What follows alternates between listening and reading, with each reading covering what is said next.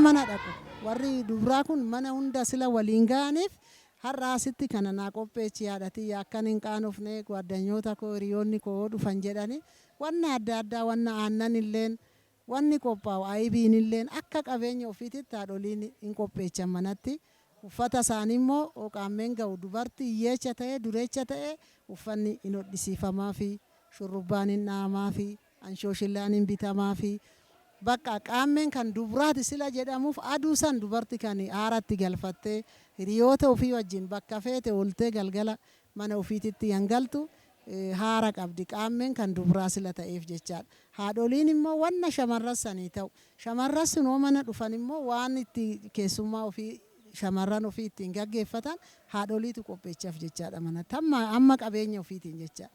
Kan aannan qabu aannan kan akkuma qabeenya ofii anaayibii qabu dhadhaalleen hin dibu.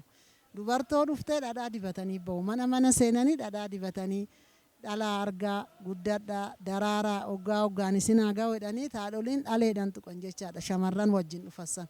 Shamarran tun immoo weellisni qaammee hin jira akkuma amma dhageessanii yaabaa viidiyoo dooleechaa hoggaan baga singee jedhanii mana dhufanii simatu jechaadha haadholii ofii jechaadha.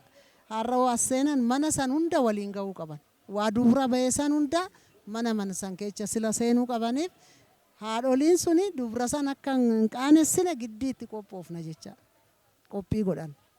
Shamarran dura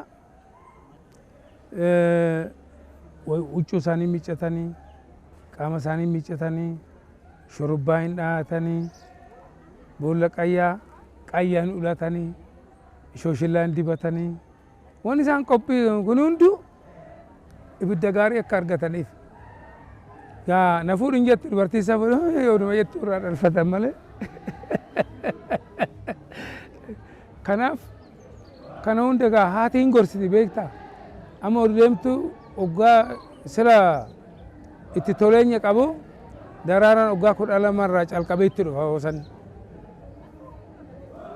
Waggaa daraaraan dhufe irrifatinii jettiin kun uumaa sila ta'eef namni kana keessa sila dhalateef intalatoo irrifatin waan kana ofirraa gooltuun waan akkanaa qopheeffadhu waan akkanaatti fayyadame hin deema guyyaa 7 booda hin deema eega deemee booda immoo dhaloota sila ta'eef waan ilma si kenna yoo jedheef hojii siin jedhu gaa'ela keetiin geessee iddii garaa mirciraan si taasisaa kanatti jettee barmaatilee kennitiif barnoota kennitiif san fudhataniit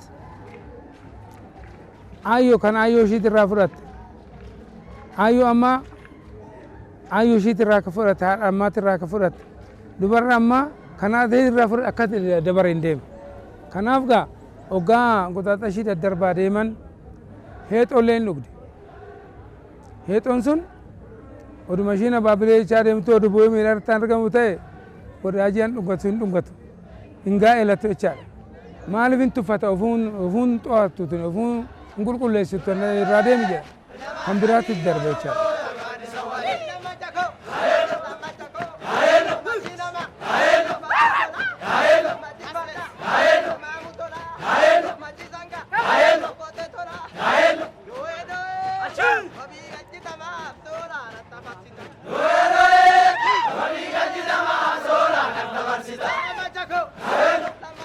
Naasee bultii 5 kaasee amma 12 ga'utti qaammedha.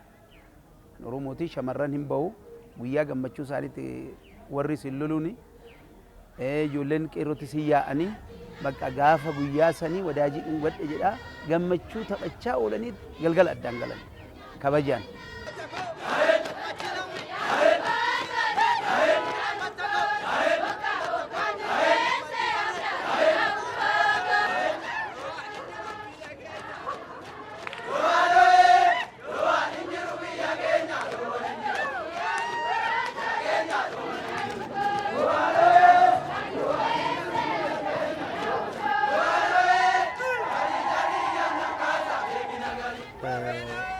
manatti faaruu shamarranii jechaa ta'u achirraa as waajjira abbootii gadaa titti argamu jechuudha amma.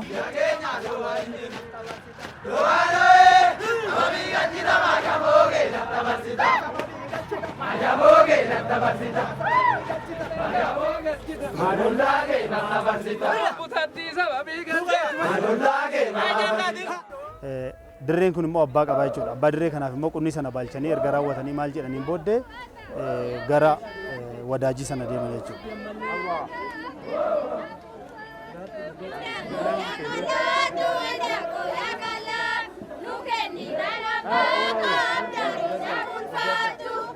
Qeerroowwan immoo dheechisanii dheechisa kana keessatti gaa isaan maal dheechisu shamarran kana kajeeloo jechuudha. Kajeeloon jedhu dhungachuudhaaf ilaallatu jechuudha. Duuba deemanii ilaallachaa turanii taman dhungadha jedhee ilaallataa jechuudha.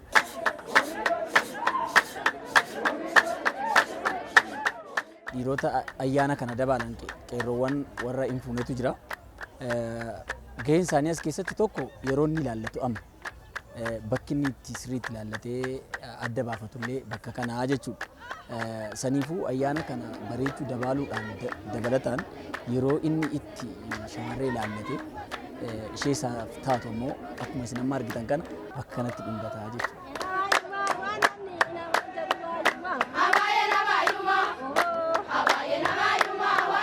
Ayyaana shamaraa ta'us qooda fudhattoonni jiru as keessatti qeerroon jechuudha. Dargaggeessi lafa kanatti dhufu tokko mala ittiin shamara sana dhungatu baafata. Keessattuu coqorsa hidhanii hawaasa keessatti coqorsa hidhanii marga hidhanii itti oofu jechuudha. Yeroo san gaafa isheen kuftu dhungata jechuudha.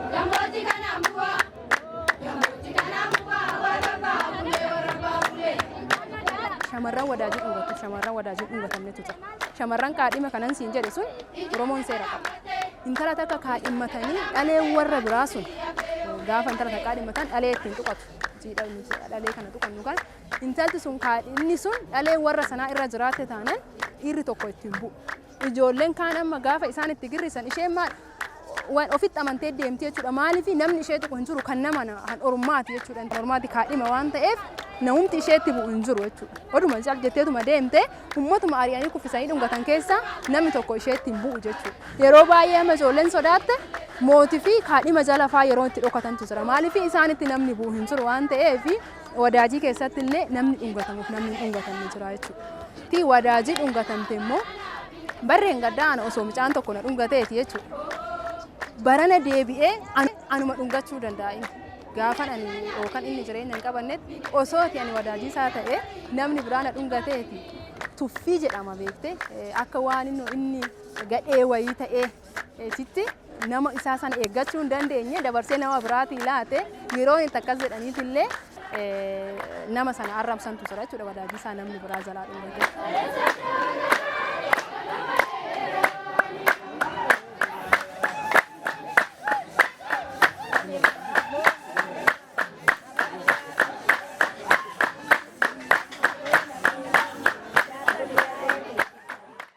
Ijoolleen har'a qaammee kana irratti hirmaachuu dandeessu ijoolleen heerumin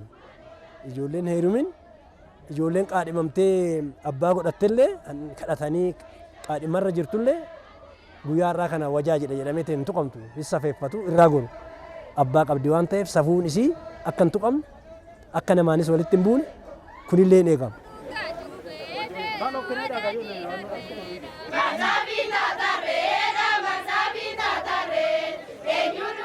Bara dabre kana ijoolleen takka kana heerumtee jirti qaammee kana gadi bahuu hin dandeechi. Ijoollee kana wajjin yoo gadi baate hoomoo tuquun namarra hin jiraatu. Safuu qabdi ishiinis hin eeggatu. Niitii ebiluuti har'a qaammee ayyaanaatiif wajjin hin baate malee tuquun namarraa hin eegamu. Kanas hin eeggata dargaggoon keenya. Saniin booda ijoollee xixiqqoo kana immoo ijoollee gita walii tokko yoo dhungate tokko dhungachuu hin danda'u. Innis safuu qaba. Ciqicciqee siin fida. Namni tokko tuqee dhungate kan abbaan tokko qaadhimatee dhungate san dhungachuun namarra hin jiraatu. Dargaggoon keenyas kana beekee wal eega jecha. Wadaajii yookaan immoo namni dhungatamu kuni fuuldura ayyaanota jiru. Fakkeenyaaf ayyaanni ijoollee taaboree kan jennu jira.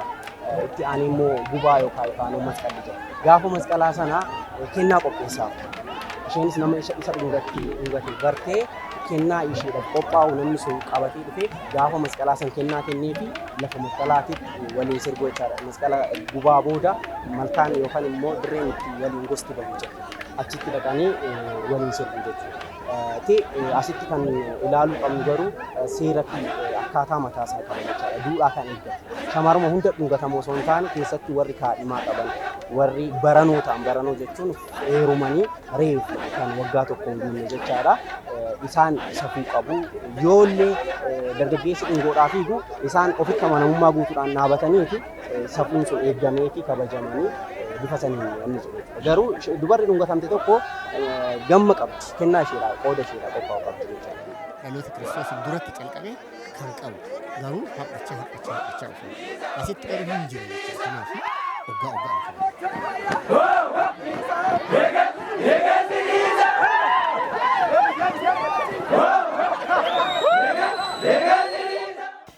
Wadaajiin dargaggeessuma qeeti warruma ollaati jechaadha. Dubra jaalate takka inni dhungata. Nus dhungatamneetuma dabarree ginii dubarti takka immoo seera Oromootiin ganda sanirraa fagaattee heerumti. Waa'ee biraa keessa waa'ee adda biraa keessa hin galan bara dur jecha.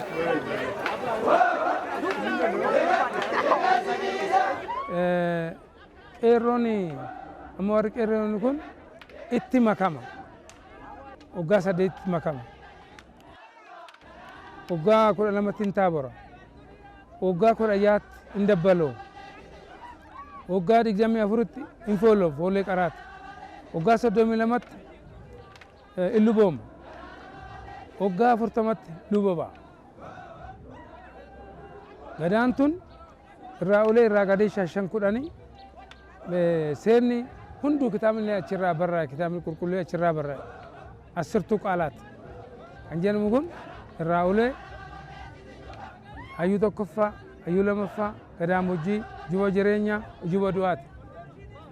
Ujuba jireenyaa waggaa siin jedhu namni gadaa dabarsee gadaa mojjaa'e sanii achi immoo iyyaan hubatuu dadhabe dulloome waggaa 85 ta'e ujuba jireenyati.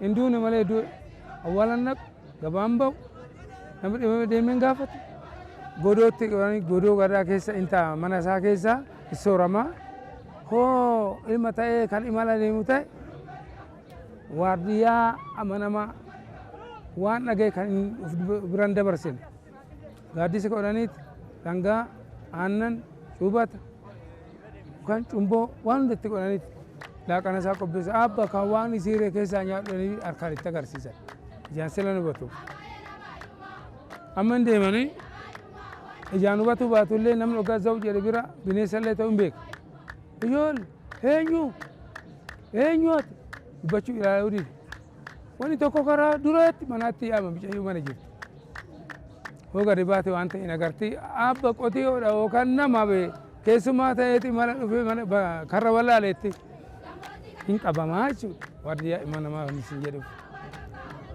Ujuba immoo jechuun kana afran birra dabree shanaficha irratti hin du'aan awwaalama.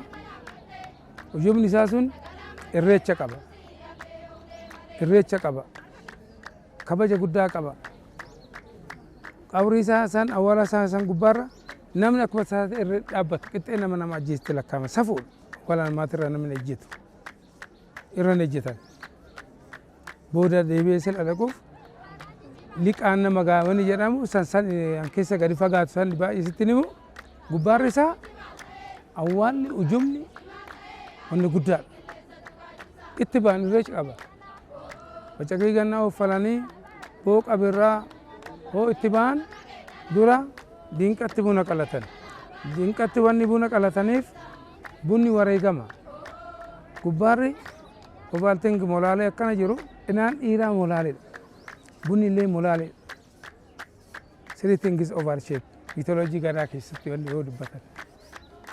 Bunni sun gubbaarri cinaan dhiiraa fakkaataa hoo qalatan kan keessaa bahu immoo caaccuu ayyoo ani fi kan ittiin dhalanne kabajamtu namni afoon kunne dubartii. Wanni afoon kunneef ishiin kana hunda si dhalatteef caaccuun ishee eebbifamaadha. Gadaamichi ishii digaraami calaanii jedhu Oromoon gaa'ela keessatti. Kanaaf waaqni namarraa waan hunda uumee raawwateet dubartuu kabajamaa nama keessaa hangafa godhe. Hoggaan kana jedhu sirna gadaa keessatti addunyaa alamni kan qabne numa qofatu qaba kana. Kabaja akkanaa fakkeenyaaf namni hoggaa dhufe mana keenya namni hunduu barate orseenaa jedhan nyaachaa jiran. Orseenaa dabalaamee asuma taa'ee nyaannu jedha. Wajjin nyaataniit wal eebbisaniit gabataa san akkamitti gatee biraan kaa'u safuudha kun. Gabataan keessaan abarate daraaraa kanatti qabanii warraa deebisan dinqatti. Gabataan kan gabbinaas ni haa ta'u. Quumnee quufaa jedhanii hibba guddaa. Nama laachuun nama nyaachisuun waaqarraa waaqa gurraacha garaa garbaate ta'a. Namni milkaan argatan namni eebbisuu baata. Nama nyaachisuun aadaa teenya gadaa keessaa kan baate. Diina hoggaa boojee Oromoon hin ajjeesu. Mana hidhaanii moggaafateet sirna gadaa seeratti tumeet ilma godhata. Baay'inni keenyaa kan kanarraa ka'edha. Kan namni barti itti ajaa'ibsiifata. Kana jechuun duudhaan har'aa kun adadumaan waan keessa deemaa dhumne san ergaa dabarsaa jiran bar. Seenaa dabarsaa jiran bar. Deechisni amma seenaa dabarsaa jira. Mootiin durii televizyiiniin qabu. Tikseen maal jettee shubbistee. Achirra tikseen akkana jettee hoggaa ishiin mootii san hirte yookaan wanni tokko jalaa dabee wanni tokko seerri hoggaa jalaa hallaafu ta'e ergaa dabarsite.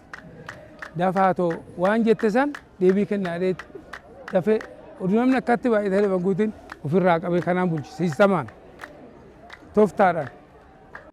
Yaa odaala kalaa yaa odaala kalaa hoggaa malee deebiitu kakamena kana yaa odaala keessa yaa odaala keessa hoggaa malee deebiitu kamesinga keessa. Sannet qaamee teenya gaggeeffannee waliinillee gaggeeffannee nuti adda baanaa jechuudha. Sabni Oromoo saba aadaa bal'aa fi hedduu qabudha. Kabajamtootaa fi jaallatamtoota daawwattoota keenya. Qophiin nuti sirna kabaja ayyaana Ilillii yookiin qaammee irratti xiyyeeffachuun isin biraan gahaa turre kanan gammaatti daawwattan kana fakkaata ture. Qophiileen VTV afaan itti fufu. Isaan waliin turtii gaarii.